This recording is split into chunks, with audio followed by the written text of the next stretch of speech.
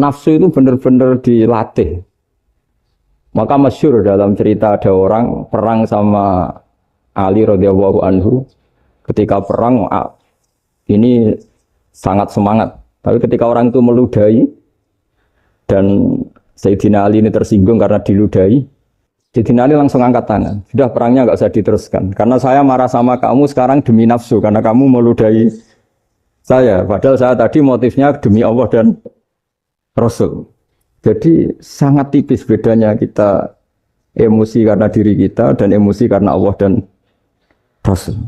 Sehingga ketika diludahin ini terus beliau mikir jangan-jangan perang saya karena saya diludahi.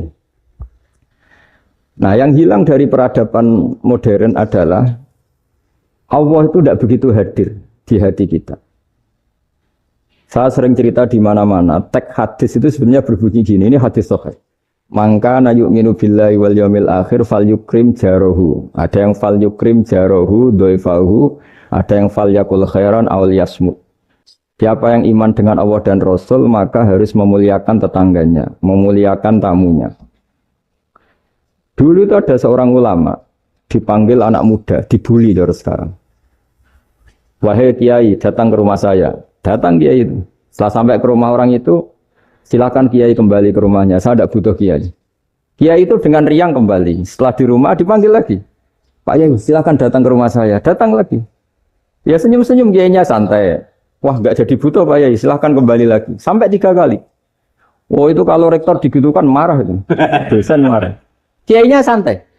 Santai senyum-senyum rileks. Ketika ditanya, kenapa Pak Yai tidak tersinggung? Jawabannya unik. Anak muda, saya ini senang sekali nuruti perintah Allah, disuruh menghormati tetangga. Sehingga ketika Anda manggil, ya saya datang. Ketika Anda nyuruh pulang, ya saya pulang. Saya senang sekali nyenangkan tonggo. Dan itu perintah Allah, jadi tidak ada hubungannya dengan kamu. Wah, pemudanya nangis minta dimaafin. Kalau kita kan enggak, kita ini dosen, kiai, mungkin kita doktor, mungkin kita profesor.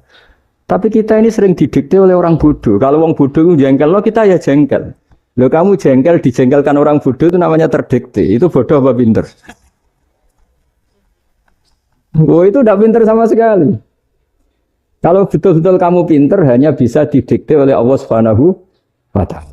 Jadi antara hukum Allah apa? Wa ahsin man asa'a ilaika. Berbuatlah baik sama orang yang berbuat buruk sama Anda. Itu dikteannya Allah. Kalau dikteannya orang-orang bodoh kayak dimangkel ben mangkel, terus kamu mangkel. Itu bodoh apa pinter? Nah, problem kita kekinian adalah wong pinter, wong bodoh itu bodoh-bodoh bisa didikte oleh sekelilingnya.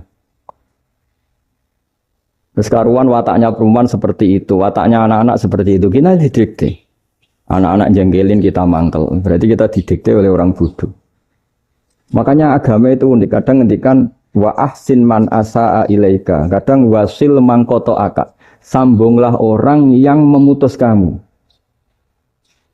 Karena dengan demikian kita hanya didikte oleh Allah Subhanahu wa Ta'ala, bukan didikte oleh hukum sosial.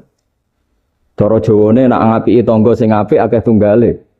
Berbuat baik sama yang berbuat baik pada kita itu mbok orang fasik ya seperti itu, maling ya seperti itu, sama.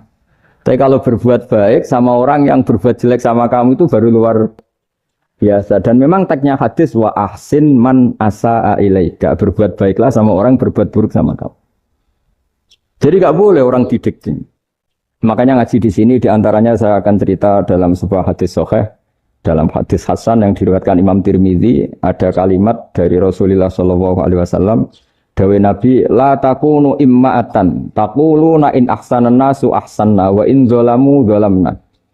Walakin watti'u anfusakum in ahsanan nasu antuhsinu, wa in asa'u Allah tazlimu. Kamu jangan jadi orang yang mudah diombang-ambingkan oleh orang sekeliling kamu. Yaitu kamu mengatakan, jika orang baik ke saya akan baik, jika orang buruk ke saya juga akan membalas buruk. Itu namanya Anda didikte. Tapi berkomitmenlah kamu akan berbuat baik meskipun orang lain berbuat buruk. Nah sekarang logika sosialnya begini. Kalau di Indonesia itu ada 1000 kiai, ada 1000 profesor yang ingin membenahi Indonesia. Rata-rata orang awam itu semau gue. Terus mereka mendikte kita. perilakunya nggak simpatik, perilakunya jengkelin. Terus 1000 profesor ini ikut jengkel. Itu kira-kira jadi solusi apa goblok bareng? Sama 1000 kiai ini ikut jengkel. Ini jadi solusi apa goblok bareng? Goblok bareng. Nah problem sekarang kita ini biasa didikte orang bodoh. Nah makanya ciri khas orang muslim itu kata Nabi mangkana yu'minu billahi wal yaumil akhir. Jadi baik tetangga karena perintahnya Allah dan Rasul. Pentingnya apa? Bedanya karena berbuat baik ini perintahnya Allah, mbok tonggo apik lah kita tetap apik karena perintahnya Allah dan Rasul. Begitu juga dengan hubungan dengan istri, dengan anak. Mbok bojomu lagi cerewet lah kita tetap apik. Karena dengan cara itu kita hanya tunduk kepada Allah dan Rasul. Tapi kalau kamu istri saya kalau baik ya saya baik, kalau enggak ya enggak. Berarti Anda didikte oleh perilakunya dia. Itu latihan, ya kalau dalam bahasa pondok, latihan jadi wali itu yang paling berat. Nabi itu kalau sama orang munafik itu sabarnya Masya Allah. Padahal Nabi berso kalau orang itu orang munafik. Karena dengan cara seperti itu, bahwa kebaikan Nabi pada seseorang itu atas perintahnya Allah dan Rasul, bukan atas nama servis. Kalau Nabi hanya baik kepada Abu Bakar, itu mungkin orang bilang, wis adune wong Abu Bakar baik sama Nabi. Tapi kalau Nabi baik sama orang munafik, Abdullah bin Ubay bin Salul, itu kalau nggak perintahnya Allah dan Rasul itu nggak bisa. Nah ini cobalah berlatih seperti itu, sehingga kita tidak mudah didikte. Ya saya ulang lagi, nggak mudah apa? Didikte. Ini ngaji itu harus objektif. Objektif itu jujur. Jadi bisa saja korbannya ayah saya, bisa rektornya, bisa semuanya. Tapi korban dengan makna yang bagus. Karena di antara saran Al-Quran, Allah ngendikan kalau belajar atau mencari nasihat atau mencari kebaikan apa saja, itu diistilahkan walau ala anfusikum awil walidaini wal aqrabin. Meskipun ketentuan itu merugikan kamu. Jadi ketentuan apapun yang merugikan kita, kita harus tetap kaji. Meskipun itu tidak menguntungkan kita. Karena banyak problem, mulai dulu sebenarnya problem itu. Orang yang wakam da'in yadda'i annahu da'a ilallah, tapi hakikatnya yad'u ila nafsih. Jadi banyak da'i yang mengklaim dirinya mengajak ke Allah dan Rasul, tapi sebetulnya hakikatnya mengajak ke kelompoknya sendiri. Saya ini termasuk kiai yang masih orisinil. Artinya orisinil gini, suatu saat atau kapan saja saya kok sudah tidak laku jadi kiai, asal Islam jalan tetap senang, karena nggak penting yang populer saya apa enggak itu tidak penting, yang penting agama ini tetap jalan. Sama, negara ini harus jalan siapapun presidennya. Ya ini penting saya utarakan karena perbedaan antara nafsu dan komitmen beragama itu tipis sekali. Sehingga dulu pernah ada cerita ini bukti keadilan Rasulullah SAW. Nah suatu saat Nabi itu ngaji, yang ngaji seperti ini. Terus ada pemuda dengan cueknya ngelewati masjid yang sedang dipakai Nabi ngaji. Singkat cerita semuanya ngomel ya, bergumam. Celaka betul pemuda itu, ada Nabi ngaji kok tidak ikut ya. Tapi Nabi secara besar hati ngendikan, ini ada di beberapa kitab di Fadhailul Kasbi, keutamaan kerja. Kata Nabi, pemuda itu mau mencangkul di lahannya. Jika dia mencari nafkah untuk keluarganya, untuk kebaikannya, maka itu bagian dari ajaranku. Jadi Nabi berbesar hati bahwa kerja seperti itu bagian dari ajarannya. Jadi tidak harus datang ke majelis ngaji. Dan bisa saja yang sedang hadir itu ya orang yang hindari istrinya minta belanja, dari ngaji terus benar dituntut belanja kan gitu. Mungkin anak-anak UMM yang kesini daripada tengok-tengok yang Malang bosan jalan-jalan ke Rembang gitu. Jadi nggak mesti benar juga niatnya gitu. Nah kemudian yang perlu dicatat, kenapa kita menjadi enjoy dengan Islam? Islam itu adalah agama yang tidak didikte oleh materi. Jadi kalau Anda ingin makan enak, mungkin kalau pikiran kebanyakan orang, anak-anak muda yang milenial, yang gaul, ingin makan enak ya makan yang disukai. Misalnya sate atau bakso Malang atau apa. Kalau orang-orang yang jadi wali nggak gitu cara berpikir. Ini yang masih orisinil. Ditanya, ini dunia baru kesulitan makanan, baru resesi. Cara makan enak gimana? Jawabannya lucu. Ya gampang, idamuhu alju. Idam itu lauk. Kalau kamu ingin makan lauknya paling enak apa? Alju. Kamu harus lapar banget.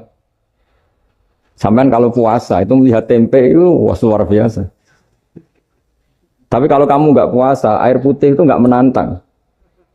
Tapi kalau puasa, tempe, air putih itu menarik dan Anda tetap lahap. Apa? Karena lauk terbaik adalah alju, yaitu lapar. Nah, tapi kita ini enggak. Kita ini kayak orang bodoh. Kayak orang bodoh tadi. Profesornya makan nyaman ya kalau sesuai selera. Nah, itu kan sama dengan anak-anak ABG. Anak ABG itu makan lahap ya kalau yang disukai. Lalu bedanya apa ABG sama profesor? Kalau cara berpikir masih sama kan itu. Kiainya juga gitu. Kiai makan enak kalau yang disukai, kalau enggak. Lalu bedanya apa kiai sama orang awam? Orang awam juga gitu. Makan lahap ya kalau yang disukai. Nah, ternyata perilaku kita ini yang pintar sama yang bodoh sama, Mas. Kalau kamu ingin berkasta lebih baik, itu cara makan enak itu apa? Idamuhu al-jur. Lauk terbaik adalah karena kita sangat lapar. Makanya masyhur dalam cerita-cerita tarikh sirah nabawiyah. Nabi diberi hadiah, beberapa hadiah. Di antaranya ada yang diterima, ada yang enggak. Termasuk yang dikembalikan itu dokter. Ada seorang raja memberi hadiah Nabi dokter Tobit. Itu sama Nabi dikembalikan. Karena dokter ini sudah lama kumpul Nabi itu gak pernah sakit. Akhirnya dokter ini putus asa, ini gak perlu diobatin. Ketika ditanya, kenapa ya Rasulullah engkau gak pernah sakit? Karena kita ini kaum, kita ini komunitas masyarakat yang tidak akan makan kecuali lapar. Dan kalau sudah makan, berhenti sebelum kenyang. Jadi sederhana sekali pengobatan zaman Nabi. Sebagian besar penyakit itu pasti disebabkan kita ceroboh dalam hal makan. Sudah ngerti kalau durian masalah, kalau makan durian itu enggak kehitung gitu. Apalagi kalau gratisan itu tambah banyak. Gitu. Pola tidur juga gitu, kata Nabi. Dan kita tidak tidur kalau tidak sangat ngantuk. Nah, itu namanya orang-orang soleh yang sudah ada didikte materi. Kalau yang didikte materi kan bisa tidur nyenyak kalau kasurnya enak, AC gini-gini. Sebenarnya enggak, tidur enak itu ya kalau sangat ngantuk. Mbok di gudang, mbok di bis, kalau sangat ngantuk ya semuanya ya enak. Sama, mbok lapar, mbok hanya tempe, tapi kalau sangat lapar itu ya enak. Nah ini ilmu yang mulai hilang, ilmu-ilmu yang mulai hilang. Nah ini pentingnya ngaji ya. Jadi akhirnya ulama-ulama Indonesia itu dipakai rujukan. Jadi mulai Mbah Hasyim, Mbah Ahmad Dahlan sampai era buyut-buyut itu masih orang alim. Lama-lama yang di Indonesia ini orang-orang yang bodoh. Sehingga orang Jawa kalau ke sana dibully, ya Jawa tak kulul khaya. Orang Jawa itu penggaweannya itu mangan ulo, makan ular. Karena belut itu kalau di kamus itu persis ular. Dulu itu kan kamus tidak full color. Gara-gara gak full color, gambar belut sama ular itu sama. Belut itu belut sama ular kalau nggak full color gambarnya sama apa enggak? Sama. Terus orang Jawa itu kan masih banyak yang makan bajing tupai. Bajing kalau digambar tidak full color sama dengan tikus. Gambar yang tidak warna hitam putih. Sehingga kita ini dibully pemakan tikus dan pemakan ular. Karena belut itu persis ular kalau digambar yang tidak full color.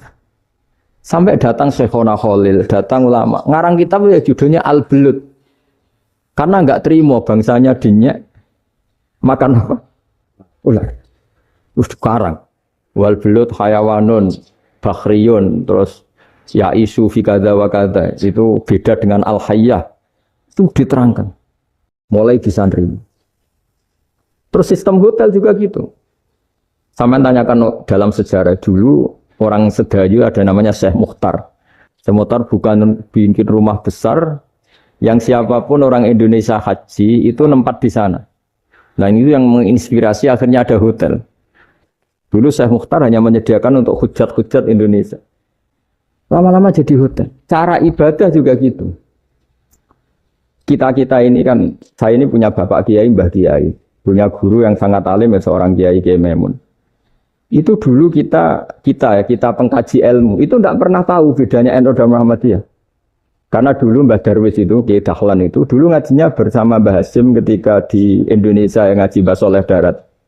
Mbah Soleh Darat itu dulu ngajinya sama buyut saya ke-6, namanya Mbah Soleh Asnawi di Kudus. Mbah Soleh Darat itu dulu alim-alimnya orang Jawa ya Mbah Soleh Darat, Soleh bin Umar. Tempatnya di Semarang, tapi beliau itu sebenarnya orang Jepara yang dekat Kudus.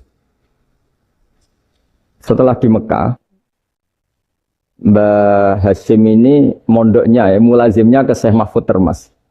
Tapi sesekali ke Syekh Khotib Minangkabau. Nah yang Mbah Ahmad Dahlan lebih sering ke Syekh Khotib Minangkabau, sesekali ke Mbah Mahfud. Singkat cerita, karena Syekh Khotib Minangkabau sudah modern, terlibat organisasi dunia. Pas itu beliau pengagum Muhammad Abduh, pengagum Rasid Ridho. Sehingga bawaannya Mbah Dahlan itu lebih pergerakan, karena beliau lebih mengidolakan Syekh Khotib. Nah Syekh Khotib sendiri sebenarnya orang Minangkabau. Jadi beliau namanya Muhammad saja sebetulnya. Jadi menantunya orang Arab. Oh itu dicibir mertuanya ini, karena punya mantu orang Jawa. Orang ndak Arab. Singkat cerita terus di mertuanya bilang gini, kamu jangan pernah bilang kalau orang Arab itu mansa kanal Arab, orang yang bertempat di Arab. Walakin mantakallama bi arabiyyin fasihin, tapi orang bisa ngomong Arab secara fasih. Singkat cerita, kalau kamu tidak percaya, nanti suatu saat menantu saya kalau Jumatan, tidak usah kamu kasih tahu, langsung suruh jadi khotib. Nggak usah kamu kasih tahu, sarannya nggak usah kamu kasih tahu. Kalau sekarang kan enggak. Kalau dosen mau jadi khotib kan mengumpulkan materi dulu. Lucunya di antara materinya itu dari TV. Makanya jadi ribet kan khutbah sekarang. Kalau musim corona ya akan ngomong corona, musim apa yang ngomong apa. Jadi lagi-lagi didikte oleh media. Sebenarnya kalau ngomong kan sesuai kebutuhan umat, ini obatnya apa. Tapi enggak sesuai trending topik, itu kan kayak anak-anak gaul. Jadi ini dokter kok gitu kan aneh. Singkat cerita si khotib ini enggak dikasih tahu, saya Muhammad tadi enggak dikasih tahu, langsung disuruh khutbah. Fatakallama bikalamin fasihin. Dia ngomong fasih sekali. Bahkan ngalah-ngalahi fasihnya orang Arab asli. Semenjak itu beliau dapat gelar Al-Khotib, orang yang cakap berpidato berkhutbah. Ya terus dia khotib Al-Minangkabau. Jadi orang Indonesia itu luar biasa. Dulu yang namanya orang Indonesia di Arab Saudi itu dihormati sekali. Karena yang ke sana itu pasti ulama. Sudah alim di Indonesia ke sana, termasuk Mbah Ahmad Dahlan. Mbah Hasyim dulu karena sama-sama muridnya Mbah Soleh Darat. Lama-lama yang ke sana itu TKI TKW itu ya mulai agak dibully. Dulu Syekh Nawawi di antara ijtihad yang dihormati itu beliau mengkritik nyuwun sewu orang yang kan orang biasanya normalnya kan muji orang mati syahid. Hebat orang mati syahid itu hebat gini. Oke, kita sepakat orang mati syahid itu hebat.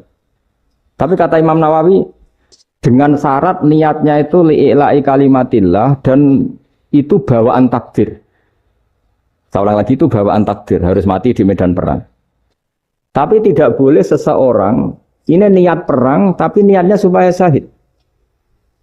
Karena kalau begitu berarti dia berniat supaya menjadi maktulal kafir, orang yang dibunuh orang kafir. Kedua, dengan dia mati berarti pasukan Islam berkurang. Berarti dia ingin pasukan berkurang, hanya ambisinya dia ingin langsung ke surga. Misalnya pasukan orang Islam itu 10, orang kafir 10. Kalau kamu ingin syahid berarti mati 1 kan, tinggal 9 kan. Nah kalau yang seperti itu 10 kan mati semua. Gara-gara ingin syahid, akhirnya perangi rapati tenanan, benang mati, benang lebu. Kata Syekh Nawawi, ya enggak. Kalau kamu perang sama orang kafir, ya niat menang. Dengan niat menang ini, kamu ingin li'ila'i kalimatillah. Tapi kalau kamu ingin syahid, berarti kamu menuruti keinginan nafsu kamu yang cepat masuk surga. Itu orang Arab kagumnya bukan main. Karena di mana-mana orang itu dinilai dari niatnya. Paham ini ya? Tapi perang loh ya, dalam kondisi perang, bukan teroris. Perang itu artinya orang kafir yang ingin bunuh kita, itu perang namanya apa? Perang. Dulu orang cerita syahid itu hanya pokoknya syahid itu hebat, pokoknya syahid itu hebat. Syahid di medan perang itu hebat, pokoknya syahid di medan perang hebat. Tapi ketika Syekh Nawawi memberi penjelasan ilmiah, Jika kamu perang ingin cepat mati, ingin cepat syahid, artinya ini untuk pemenuhan diri kamu karena kamu bayangkan langsung masuk surga. Kamu lupa bahwa dengan kamu dibunuh kekuatan Islam berkurang. Akhirnya beliau memberi penjelasan. Syahid itu bagus, itu sebagai takdir. Hanya takdir itu kita perang yang ingin menang, tapi takdirnya mati. Jangan dibalik. Oleh perang rapati tenanan, benang mati, namun itu yang pertama, terus ulama yang pertama memberi penjelasan itu Syekh Nawawi. Akhirnya melahirkan kekaguman yang luar biasa dengan tafsir Munirnya itu. Terus beliau itu orang yang rileks kalau menjelaskan ilmu. Ini ya juga guru-gurunya Mbah Hasyim, Mbah Guru sama Mbah Hasyim, sama Mbah Ahmad Dahlan Syekh Nawawi. Jadi dulu yang alim di Arab itu ada Syekh Nawawi, ada Syekh Khotib Minangkabau, ada Syekh Bakir Jogja, ada Syekh Mahfud Termas. Itu orang Indonesia banyak sekali yang alim. Bahkan di antaranya yang dikagumi Al-Azhar itu juga orang Indonesia, nama Syekh Abdul Manan, itu mbahnya Syekh Mahfud Termas. Itu pertama ada duta besar Indonesia di Mesir, itu termasuk barokahnya Mbak Abdul Manan tadi, itu juga orang Indonesia. Jadi pemahaman ulama Indonesia itu khas, termasuk ketika memaknai apa? Syahid. Ketika memaknai apa? Syahid. Itu unik. Ketika Syekh Nawawi diuji dulu itu yang namanya ulama diuji dulu oleh 100 ulama. Jadi dulu ya ada kompetisi. Imam Bukhari diakui jadi ahli hadis itu diuji oleh mi'atu muhaddisin, 100 orang ahli hadis. Sanad dibolak-balik, matanya dibolak-balik, tapi beliau tetap bisa mengembalikan proporsi sanad itu. Syekh Nawawi pernah diuji gini. Ayul afdol al ulama awe salatin. Keren mana ulama sama raja atau sama orang-orang kaya, sama penguasa? Ya keren ulama.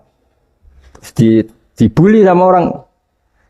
Tapi setahu saya banyak ulama yang antri di rumahnya raja. Tapi saya tidak tahu melihat raja antri di rumahnya ulama. Ya, kan kebanyakan kan mungkin ustadz atau kiai yang antri ngajukan proposal kan. Kan enggak. Nah kalau raja kan enggak pati itu. Malah enggak usah antri. Kiainya sudah nyambut sebelum datang. Jawabannya lucu Syekh Nawawi itu. Dan yang tanya itu langsung diem. Ya karena ulama itu tahu fungsinya uang, sehingga cara nyari sampai seperti itu. Sementara raja-raja itu tidak tahu fungsinya ilmu, makanya tidak pernah sowan ulama. Sehingga, jadi ya dianggap enteng saja. Ulama kan tahu fungsinya uang, tahu untuk pondok, tahu masjid. Sementara raja tidak tahu fungsinya ilmu. Jadi itu khas Jawa ya.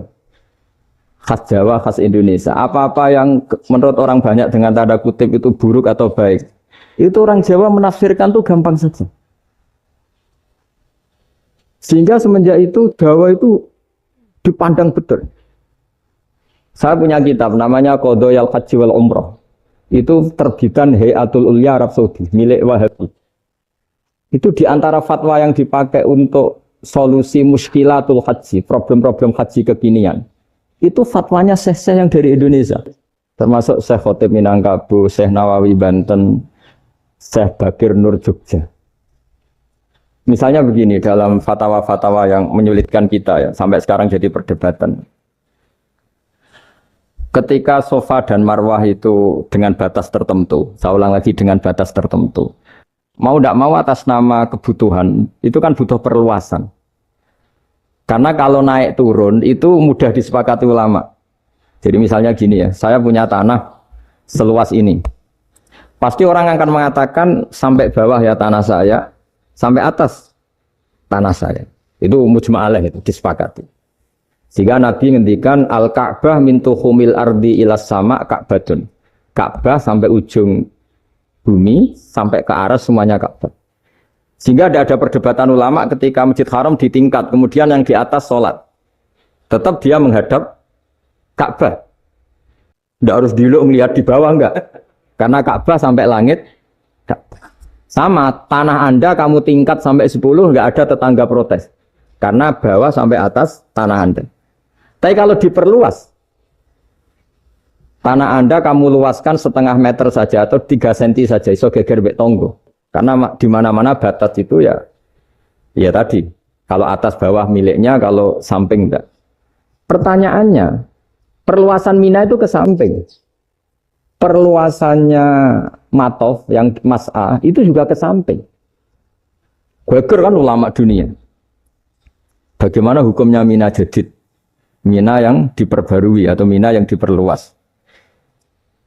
Itu diantara rujukan baik yang membolehkan maupun yang menentang. Itu ya Syekh Indonesia. Itu original tuh. Saya punya kitab original terbitan Hayatul Ulya, kira-kira ya kemenaknya Arab Saudi kalau di Indonesia itu. Itu yang dirujuk Dawei Syekh Nawawi, Dawei Syekh Khatib Minangkabau. Karena apa? Ada logika khas Jawa. Misalnya begini. Meskipun saya tidak perlu fatwa Mina jadid sah apa enggak, memang jadi perkhilafan ulama. Misalnya kampung ini dinamai Mina. Pertanyaannya gini. Tanah yang di samping ini bisa milik Anda apa enggak? Ya bisa Gus kalau dibeli atau dihibahkan. Berarti tanah di samping Anda menjadi milik Anda karena ada proses pengambil alian lewat beli maupun hibah. Nah masalahnya ini negara itu berhak menganeksasi atau memasukkan ini sebagai mina. Itu ulama Jawa kalau ditanya, alasannya apa? Fa'innal muttasila bisya' hukmu dzalika syai'. Karena yang gantet, yang mutasil itu bisa dihukumi seperti sesuatu itu. Jadi kalau ini mina, ya yang gantet mina ini ya bisa dikatakan mina. Beda dengan membuat mina, malang mina, wah itu tidak bisa, ada mutasil kan. Itu enteng sekali ulama Jawa. Satu ya tentu karena kebutuhan, tapi asal masih al-muttasilu bihi, yang masih tanah yang masih mutasil. Nah ketika perluasan mas'ah antara sofa dan marwah kan misalnya ini batas luasnya sofa, ini batas luasnya marwah. Lalu atas nama kebutuhan, sofa marwah itu sampai sini. Sampai agak meluas ke sini. Itu geger Arab Saudi. Wah ini gimana? Padahal tawaf itu harus antara gunung sofa dan gunung marwah. Sa'i itu ya. Tapi kalau istilah Quran memang tawaf sama-sama. Makanya apa? Inna sofal marwata min sa'airillah faman hajjal baita wa i'tamara fala junaha alaihi ayat tawafati. Nah, jadi kalau istilah sa'i di Quran itu masih tawaf. Karena harus ada, kalau bisa lah, bukan harus. Kalau bisa memang harus ada unsur muternya. Kita kalau sa'i kan dari sini sofa sampai sini marwah. Terus kan agak muter ke sini. Nah, kan agak membentuk lingkar. Nah, makanya Quran tetap mengistilahkan apa? Tawaf. Jadi bukan sini ke sini terus sini ke sini kan enggak, tapi sini sampai sini terus muter kan? Terus sini. Jadi antara setar dan selama ini prakteknya kan gitu ya. Sofa ngambil sini, terus ke sini, terus agak muter. Nah, karena ada unsur agak muter ini terus orang menyebut apa? Tawaf. Tapi itu bukan syarat sah, ini cerita ideal. Saya ulang lagi ya. Gunung Sofa itu puncaknya atau pucuknya kalau dalam bahasa Jawa itu ya hanya segini, ini sampai sini. Nah, kelompok Islam yang fikih keras nggak boleh diperluas karena Allah memilih tempat ini itu spesial, jadi nggak boleh ke yang lain. Tapi ketika kebutuhan mendesak, mau tidak mau harus diperluas. Itu jawabnya Kiai Jawa lucu. Gunung sing ketok iku sing dhuwure tok. Sikilane luwih ombo. Berarti kan gunung kan bentuknya gini. Nah, sofa yang kecil itu yang atasnya, tapi sikilannya sini kakinya lebih luas. Jadi boleh perluasan asal tidak melebihi kakinya. Ya dihitung ya lebih luas. Jadi Kiai Jawa itu kayak wong delok gunung Penanggungan, kayak gunung Arjuna. Di mana-mana puncak gunung itu lebih kecil timbang kakinya. Artinya diperluas ini bukan berarti tidak di sofa dan tidak di itu khas Kiai Jawa. Jadi jangan kira orang Jawa itu udah hebat-hebat sekali. Termasuk perkembangan hotel di Arab Saudi. Itu dulu sebelum ada hotel. Buyut saya kelima atau keenam dulu haji namanya Badur Rahman. Itu kalau mau ingin apa ya? Menghindari terik matahari itu masuk gua. Itu masuk gua itu hanya separuh badan, kakinya di luar. Jadi jangan bayangkan kalau gua di Indonesia kayak gua Akbar di Tuban orang bisa masuk jalan-jalan, enggak. Gua di Arab tuh kayak cepitan batu tidak sampai masuk. Sehingga kepalanya dimasukkan, kakinya masih kena matahari. Saking panasnya Arab Saudi. Sehingga dalam bayangan hijrah ketika Nabi bersembunyi di gua apa? Sur, itu kata Abu Bakar, kalau orang kafir melihat kakinya pasti melihat kita karena nggak bisa masuk penuh. Jadi orang itu mau dempes tok. Sehingga ya kira-kira luasnya gua ya paling segini. Makanya guyonannya kiai-kiai itu untung nggak kayak gua Indonesia. Kalau kayak gua Indonesia laba-labanya capek karena luas kan. Jadi jangan bayangkan gua Arab tuh kayak gua Indonesia. Makanya bayangannya, andai kan orang tuh melihat ke bawah, pasti melihat kita. Karena orangnya tidak bisa masuk penuh. Nggak bisa masuk 100%. Ya kayak sepitan batu lah mirip. Itu kan mirip Gunung Uhud. Gunung Uhud, kata Rasulullah, nanti kalau kamu perang, itu di atas. Menang atau kalah di atas. Musuh biar di bawah. Dengan di atas kamu bisa mana? Jangan bayangkan kayak Gunung Merapi, kayak Gunung Penanggungan. Lah kalau Gunung Penanggungan mana ke bawah yang layang kan? Jadi gunung di Arab itu kayak bukit. Ya sampean pernah kan ke Uhud itu ya sama ini aja tinggi ini kan? Nah ini yang ada mulai ada mis. Makanya nerjemah itu susah di Indonesia. Karena jabal itu udah harus tinggi. Kalau tinggi nggak bisa mana dari atas ke bawah kan nggak ngefek kan? Sampean kalau ke Uhud gunungnya kan pendek sekali sehingga yang mana dari atas ke bawah ya kalau kena musuh ya celaka karena memang dekat. Ya kalau gunung Indonesia mana dari atas ke bawah yang layang nggak ngefek. Nah itu susahnya nerjemah bahasa Arab ke kita. Jadi apa ya? Transkrip itu nggak gampang karena ada pengertian yang beda. Kita kalau bilang gunung itu tinggi sekali. Sampai banyak mahasiswa tersesat ya saking tingginya. Kalau orang naik Uhud nggak akan tersesat, wong ketok dari bawah itu. Nggak mau saya mau cerita. Kata Mbah Mun sering cerita. Kenapa wa ma arsalnaka illa rahmatan lil alamin, kata Mbah Mun.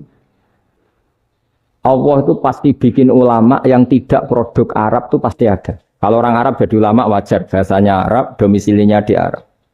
Tapi Allah akan selalu bikin ulama yang tidak bangsa Arab. Imam Ghazali itu Tus itu Persia. Imam Bukhari itu kira-kira kalau sekarang ikut Uzbek. Ya, Imam Bukhari itu kalau negara sekarang ikut mana? Uzbek. Kenapa demikian kata Mbah Mun? Karena Allah sudah ngendikan wa ma arsalnaka illa kafatan linnas. Manusia semua ini kena khitabnya Islam. Kalau tidak ada ulama yang dari berbagai negara, kesannya Islam itu hanya milik orang Arab Saudi. Makanya Allah selalu bikin ulama-ulama yang bahkan tidak Arab. Termasuk Imamul Muhaddisin, yaitu Imam Bukhari, itu orang Uzbek. Orang Rusia lah kalau sekarang ikut Uni Soviet dulu. Imam Ghazali itu orang Persia. Syekh Nawawi itu orang Banten. Karena Allah ingin memaklumatkan bahwa Islam ini untuk semua. Sehingga orang yang tidak Arab pun bisa belajar Islam. Yang alimnya itu nggak kalah sama orang apa? Arab. Makanya ini PR ya. Kalau Gus Dah Ploso nanti ngendikan suatu saat orang belajar Islam itu bahkan orang Arab pun bisa belajar ke Indonesia. Kalau orang Indonesia bisa alim betul kayak dulu. Sekarang banyak liga antar ulama. Itu orang Indonesia pasti masuk. Ulama-ulama top dunia itu pasti orang Indonesia banyak yang masuk. Karena tadi ketika orang Indonesia baca kitab, itu orang Arab itu kagum, kok bisa ada bahasanya baca secara benar. Bukan sekedar bisa baca secara benar. Karena memang dilatih sedemikian rupa di pondok-pondok. Makanya kita semua lah, yang alim di Indonesia itu kemana-mana ya pasti alim. Dulu putra Mbah Mun namanya Gus Zofur itu tahun pertama ya sudah the best di tahun pertama. Kalau tahun pertama the best-nya ilmunya bawaan dari sarang, dari keluarganya. Gus Najib mondok di Said Muhammad tahun pertama sudah dipuji sebagai yang teralim karena ya sanggup. Kalau dipujinya tahun ketiga, tahun keempat kan mungkin dapat dari sana. Ini tahun pertama. Saya ulang lagi tahun. Karena pengajaran di Indonesia itu luar biasa di pondok-pondok. Makanya kalau dalam anekdot pondok itu cerita-cerita lucu itu. Ada orang Jakarta ngaji, setelah di kelas itu pelengahan terus. Melihat jendela, lihat pintu terus. Lama-lama gurunya marah. Kamu diajarin kok ndak punya sopan, melihat pintu terus gak memperhatikan guru ya. Anak Betawinya jamnya lucu. Habis Pak Guru bohong. Kenapa ya? Kamu Pak Guru bilang Ja'a Zaidun, Zaid datang. Tak lihat gak ada yang datang. Setelah itu contoh nasab kan ro'a itu Zaidan. Saya melihat Zaid, saya gak melihat Zaid. Contoh ketiga yang jar kan maror tu Zaidin. Saya berjalan ketemu Zaid. Pak Guru diam di situ gak jalan-jalan. Jadi saking detailnya Indonesia dia cari. Kalau rofa Ja'a Zaidun. Kalau nasab ro'a itu Zaidan. Kalau jar maror tu Zaidin. Nah si murid Betawi ini karena pertama sekolah, ngiranya gurunya itu cerita, Zaid datang. Makanya dia ngelihat pintu terus, mana katanya datang kok enggak datang-datang ya. Nah dengan latihan seperti itu, kemungkinan orang Indonesia salah itu kecil, karena memang dilatih betul. Saya ulang lagi, karena memang dilatih betul. Sehingga ketika orang Indonesia ini yang cerita seorang wartawan, ini kisah nyata. Kali ini tidak anekdot, kisah nyata. Ada wartawan internasional ngeliput Ramlah. Ramlah itu di Gaza, ya, di Palestina. Wartawan Indonesia ini hanya bisa bahasa Inggris. Dijak ngomong bahasa Arab. Terus dia bilang saya tidak bisa. Saya tidak bisa. Saya bisanya ngomong Inggris. Tapi apa yang terjadi setelah sholat? Si Indonesia ini jadi imam pakai sholat jariah lagi. Baca bismillah benar, bismillahi jar karena mudhof ilaih. Terus ketika iktidal ya benar, Rabbana lakal hamdu mil'us samawati wa mil'ul ardi benar. Ketika tahiyat ya benar, at-tahiyatul mubarakatuh sholawat. Sama orang Arab ini diagumi. Orang Arab kalau senang orang itu dicium. Kamu tawaduk, sebenarnya kamu itu ahli bahasa Arab. Karena orang Indonesia sekali sholat itu gak ada yang salah. Meskipun benarnya karena hafalan, tapi bagi yang ahli nahwu itu hebat. Misalnya kita kalau menghafalkan kan bismillahi, bismi jar karena ba, Allahi jar karena mudhof ilaih, ar-rahmani jar karena sifat, ar-rahimi karena sifat. Alhamdu rofa karena mubtada, lillahi jar karena ada huruf jar li, rabbi jar karena sifat. Sebetulnya enggak karena pinter, tapi karena hafalan. Tapi orang Indonesia hebatnya itu benar terus. Rabbana lakal hamdu. Ya kan, alhamdu rofa, terus mil'us samawati ya rofa karena sifat. Sehingga terus orang Indonesia kalau sholat di Timur Tengah itu dipuji. Karena makhrajnya ya benar, rofa nasabnya juga benar. Nah itu di negara lain tidak ada kayak Indonesia. Orang Cina itu sering bikin marah orang-orang Arab. Karena kalau dongo itu nggak fasih kayak orang Indonesia. Orang Indonesia kalau dongo ya Allahumma tohir qalbi. Orang Cina ini yang jadi guyon di Arab. Allahumma tahir qalbi. Itu kan bedanya jauh. Itu orang Arab pertama membiarin. Lama-lama kalbun entak gitu. Maksudnya asu-asumu gitu. Karena dia bilangnya qaf itu kaf. Jadi kalau Allahumma da'wa tohir, kalau aturi nyucekno panjenengan kalbi ing asu ingsun kan. Tapi kalau qalbi itu ati ingsun, tapi kalau kalbi anjing ingsun. Bedanya qaf sama kaf. Ana arane kalbun entak. Asu-asumu maksudnya kan. Tapi padahal orang Cina itu bareng dilihat teksnya ya pakai qaf. Orang Indonesia enggak, mulai kecil dilatih, sak fase-fase. Sampai yo sulit betul latihan Fatihah itu. Kalau di Kudus malah sampai 3 bulan Fatihah itu. Sampai at-tahiyyatu, kurang bersih. At-tahiyyatu sampai itu. Sampai ada cerita itu orang dipanggil maftuhin itu enggak melengak, harus maftuhin. Baru melengak. Tapi barokahnya itu, orang Indonesia kalau dongo memang benar-benar Allahumma tohir qalbi. Ya Allah sucikan hati kami, bukan tahir qalbi.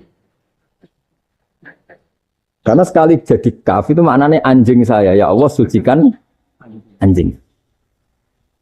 Jadi ini orang Indonesia. Jadi kata Mbah Mun, dawe Mbah Mun, illaka fatal linnas, bahwa agama ini milik semuanya. Itu diantara bukti Allah menghendaki atau mendesain Islam seperti ini. orang yang belajar di Indonesia itu pengetahuannya Islam, pengetahuannya tentang Islam itu tidak kalah sama yang belajar di Al-Azhar, sama yang belajar di Arab Saudi. Makanya ini PR-nya UMM, PR-nya IAIN, PR-nya UIN. Bisa enggak sealim mereka dalam bahasa Arab? Nah, bahasa Arabnya mau man anta, ana zaidun. Jangan sampai, karena kita di sana ini kadang dibully. Orang Arab tuh kalau bully kita, sampai tak kasih cerita. Oh, itu ngawurnya Masya Allah. Kata dia, ada anak orang Indonesia haji. Si anaknya orang Indonesia dijotos sama anaknya orang Arab. Dijotos, dipukul. Singkat cerita terus si orang Indonesia enggak terima, anaknya yang orang Arab dipukul. Yang balas bapaknya. Orang Arab tanya, lima ada dorobta ibni, kenapa kamu mukul anak saya? Itu orang Indonesia bahasa, wah anakku tidak. Jadi hanya bilang gitu. Artinya anak saya dihada ya maka tak ada. Arabnya gitu. Anak saya dipukul maka saya balas mukul. Itu orang Arab mantuk oh gitu. Paham?